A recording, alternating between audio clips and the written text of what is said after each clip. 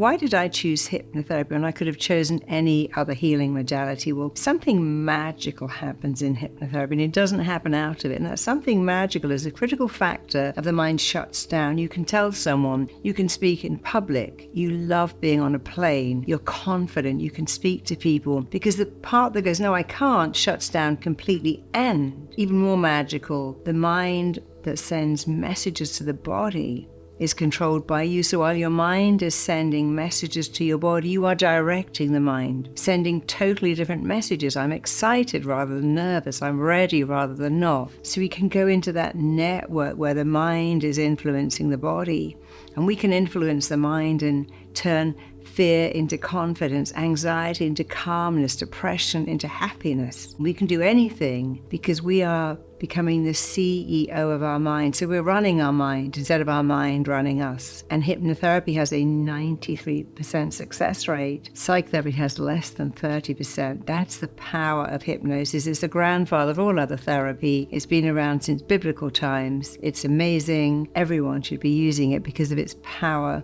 and its speed. I'm such a fan of hypnotherapy because everything I have, and I have a lot, I have because of hypnotherapy. I sort of could never have a child. I have a perfect child who now has her own child. I faced 2 life-threatening illnesses and used hypnotherapy to bounce back, and literally bounce back very quickly. So rather than me tell you, let me show you. People think hypnotherapy is about being out of control and asleep. It's actually waking up to your phenomenal potentials. When you go into hypnosis, which is very simple, and you can use self-hypnosis to change your entire life, what you want to do is to look up like that, keep your eyeballs up and close the lids down. After all, when we go to sleep, we start to do that, our eyes roll up. And if you lift up the lids of someone who's asleep, you only see white. So when our eyes roll up, we go into alpha. And you want to go into alpha in hypnosis. So let's do it right now. I promise you nothing bad can happen. I can't make you do anything you don't want to do. I can't send you to sleep, but I can wake you up to your phenomenal untapped potential. So let's do it together. Just look up. So if you're trying to look into your very own eyebrows, keep your eyeballs up, breathe in, breathe out, again, breathe in, breathe out. Every time you blink, deep, powerful healing hypnosis is coming upon you. So one more time, breathe in, keep your eyeballs up, and this time as you exhale, keep your eyeballs up, but just close your eyelids right down. Just drop your chin so you have that looking down sensation. Just imagine you're looking down 10 steps and just see yourself taking step 10 and 9 and 8. Taking steps 7 and 6 as each muscle, every nerve turns loose, lets loose, and you go deeper. Taking step 5, going deeper with every sound you hear. Taking step 4, as the sound of your heartbeat takes you deeper. Taking step 3, as the sound of your breathing takes you deeper. Taking step 2 and 1 as each muscle, every nerve turns loose, lets loose, and you go deeper. And right now you are in hypnosis. And the critical factor of your brain that screens all your thoughts and goes, oh no, it's already shut down. I want you to imagine what it would look like if you were here on the planet with something amazing to offer the world. If you knew that you were significant, that you mattered, that you had something to share. What would it look like? What would it feel like? What would it sound like? What kind of things would you say? You'd say, hey, this is my unique skill set. I'm really good at this. I can do this. I've got this. This is my gift. And you'd say it with ease. So imagine walking through the world knowing that you mattered, that you were significant. Imagine walking through the world knowing that you were connected, that people liked you, that you liked them, but that you also really, really liked yourself, that relationships were easy, that you had friends that loved you, that cared about you, that you had a significant other that you were connected to. Imagine living in a world of connection where you feel that you belong, again you feel that you matter. What would that look like? To always have friends around. What would it feel like to know that you were connected, people cared about you? What would it sound like when people said, I'm so glad you're my friend. I'm so lucky you're in my life. I'm so lucky to have you. What about your need for growth, growing, contributing, making a difference? You see, people don't fear dying, they fear dying, having not made an impact. So with your eyes still closed, imagine that you are making an impact, that every day you do something that impacts others, that you have a career, a life where you are growing, contributing, and making a huge difference. And you're around people who also grow and contribute and make a difference. People who feel they are making a difference will never leave their career because they feel they're doing something that matters. So imagine what it would look like for you if you knew that every day, every week, every year you were growing, you were contributing, you were making a difference, you were doing something that mattered. What would that look like for you? What would that feel like? How would you feel when you woke up every morning knowing that your life had meaning and purpose? What would it sound like? What kind of things would you say and hear? You're growing, contributing, making a difference. You have meaning, you have purpose, you do something that you love, and you share that with others. Again, what would that look like? Take a long, hard look, really see it. How would it feel? How would you feel? And what would you say and state and embody and affirm, and what would you hear? Take a minute.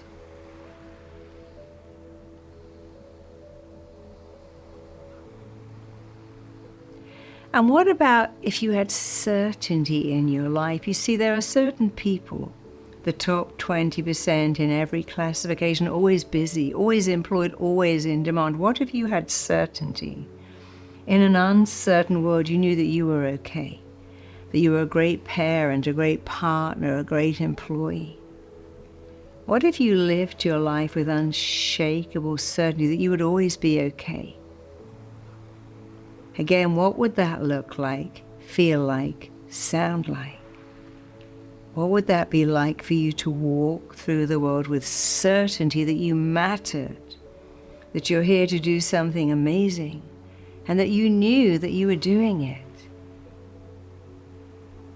And what about diversity, where your life is not the same old, every day is the same? What about if you had a life, a career, a family, friends, where you had diversity? Again, you were able to make a difference, but your life was a little bit different every week. What would diversity look like to you? What would diversity feel like to you? What would it sound like to you? Take a few minutes and see it. See it, feel it, hear it, use your senses. What does it look like, sound like, taste like, smell like, feel like? And just take a few minutes and go deeper.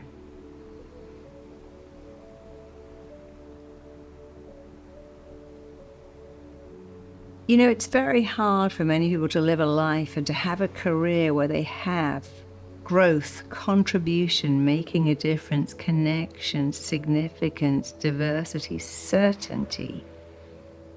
Certainty that they're living a great life. So for another minute, look at all of these needs: meaning, purpose, growth, contribution, making a difference, connection, significance, certainty, and diversity.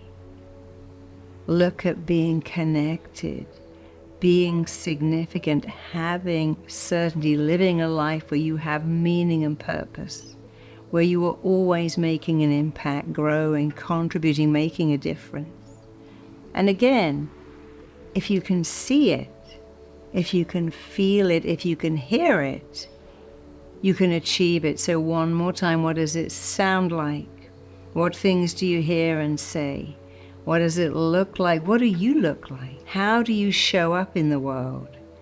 And how do you feel every day living a life of impact? So again, if something is in you, if you can hold that vision in your mind, in your body, you can achieve it. After all, Walt Disney said, if you can dream it, you can achieve it. And Goethe took it further. He said, if you can dream it, you can do it. Boldness has genius and magic in it. Begin it now.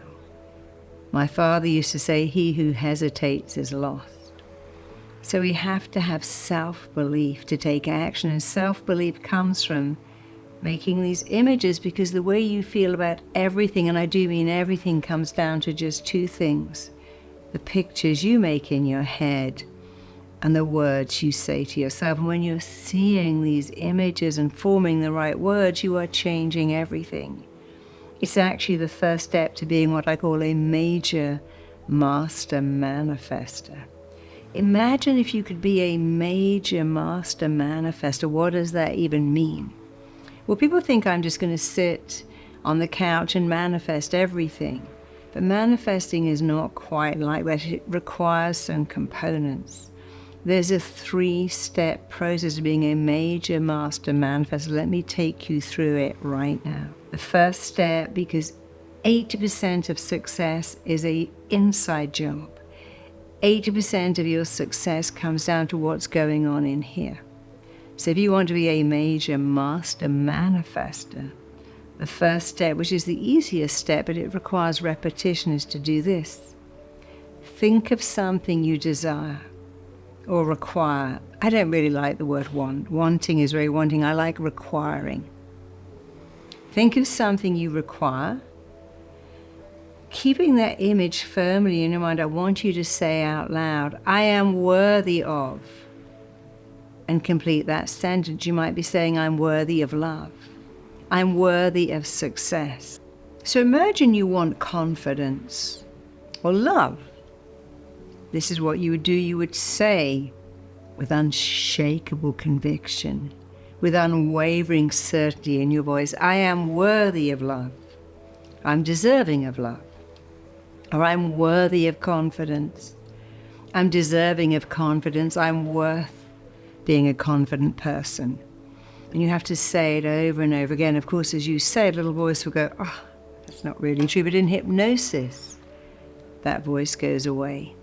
And of course, your mind learns by repetition. Repetition is a skill. And as you repeat those words every day, they will sink into your mind the way butter sinks into hot toast. Just as the toast cannot reject the butter, your mind cannot reject the word. So let's do step 1 right now. Think of something you require. Think of something you desire, and repeat after me, I am worthy of ... fill in the blanks.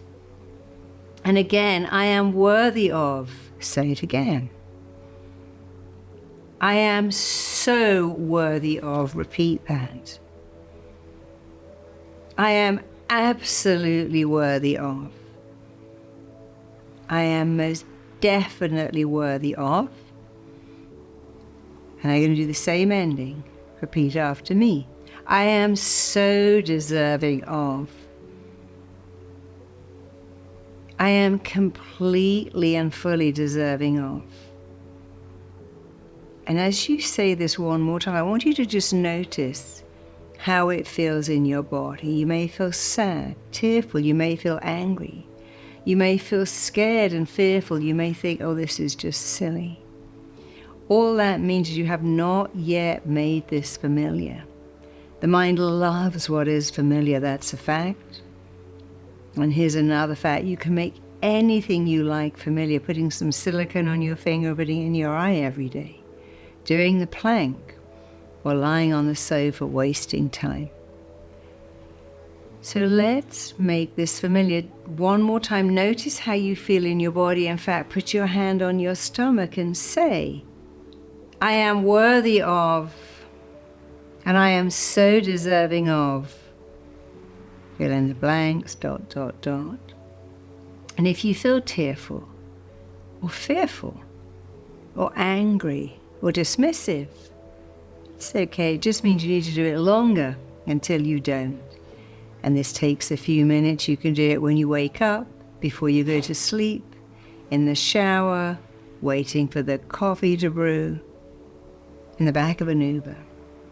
And I want you to do this every single day. And as you're doing this step, the most important 80% of your success step, which is giving you an I am worth it attitude, you can also move on to step 2. And step 2 requires really looking at what you require. Imagine there is a screen in front of you, a big screen. And you're looking at that screen and you're seeing the thing that you require so much. Is it love? Is it wealth? Is it success? Is it confidence? Is it joy? Is it inner peace?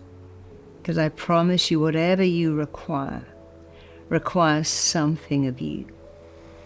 So as you look over and around and right through that screen, here's something to notice. What you require, what does it require of you? What must you do and see and become? You might say, I want to write a best-selling book. Well, that will require some research and being alone for a long time as you write that book.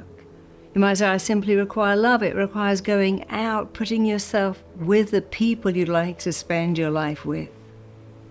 I require to have my own business. It may require you to learn a lot of skills. I require to be a great therapist, the best in the world. That will require you to learn some marketing.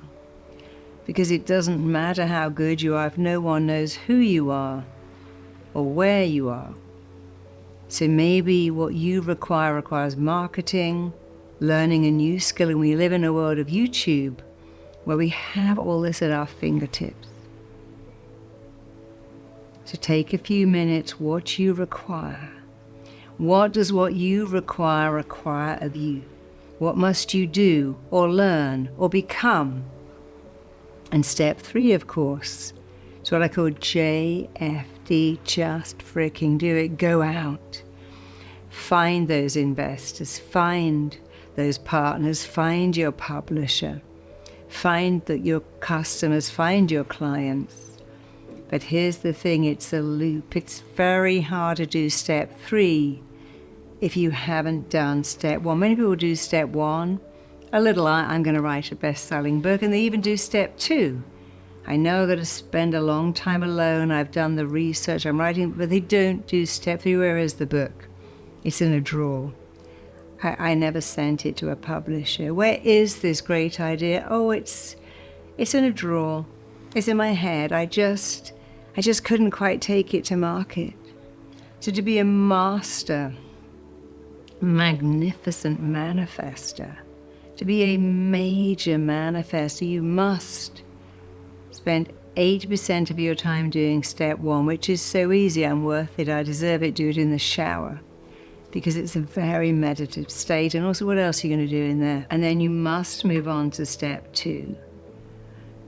What does what I require of me? What must I do, see, become, learn? And knowing that is not enough, because step 3 is go and do it, apply yourself, learn marketing skills, learn finance, learn how to communicate, do it. Take what you have to offer to the world. You can only do step 3 if you've done step 1 and 2. And step 3 becomes easy when you do step 1 and 2. And it may remain impossibly hard if you never do step 1 and 2. So let me give you an example. I wanted to write a book. I wanted to write a book very much. When you write a book, there's that fear, what if it's awful? What if nobody buys it? What if it gets horrible reviews? What if it doesn't sell and the reviews are terrible? So I had to sit with step 1. I have something to say, and I deserve to write a book. I deserve to write a great book. I'm worthy of writing a great book. I did that over and over again, and then I went on to step 2. And as I did step 2, I thought, actually, no, I don't want to write a book. I want to write a best-selling book. And I want to write a best-selling book that can change people's lives. And now I was much more clear of what I wanted. And that clarity helped me write the book.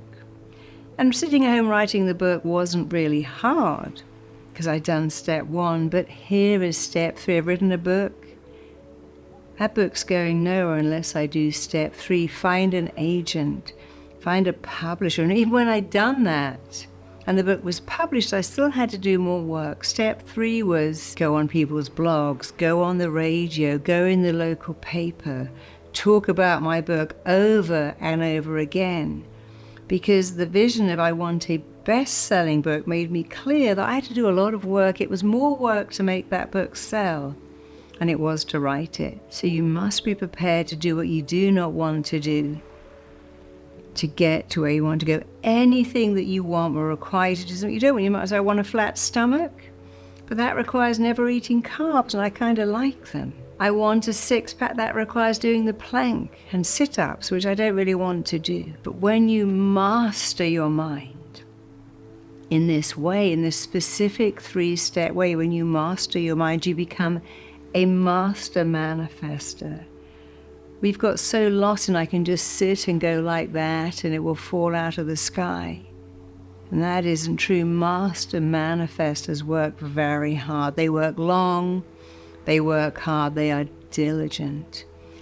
A master, major, magnificent manifester will do all of those 3 steps all the time. They don't even know they're doing them because it seems so easy, and it is easy. But you got to apply it. The best plan in the world is not going to work if you don't. You must apply it. You must believe in yourself. And if you do that, you can have anything you want. You can have everything all the time, as long as you follow these 3 steps. So we're doing this in hypnosis because the critical factor is shut down. The mind is sending different messages to the body, and you're able to see it. You're able to have a different vision. And now you can slowly, calmly, easily just get ready to come back to your full awareness on the count of 1 and 2. Just take a deep breath on the count of 3 and 4. Open your eyes on the count of 5. Come back into the room. And remember, this doesn't take long at all. And you have a few minutes every day in the shower, before you get out of bed, while the kettle is boiling, while you're commuting to work. You have the time to look up, take 3 deep breaths, close your eyes, go down those stairs. Do the work of saying, I'm worth it, I deserve it, over and over again. Look at what you require and be clear of what it requires of you, and then do it. JFD, just freaking do it. These 3 steps work perfectly as long as you work with them.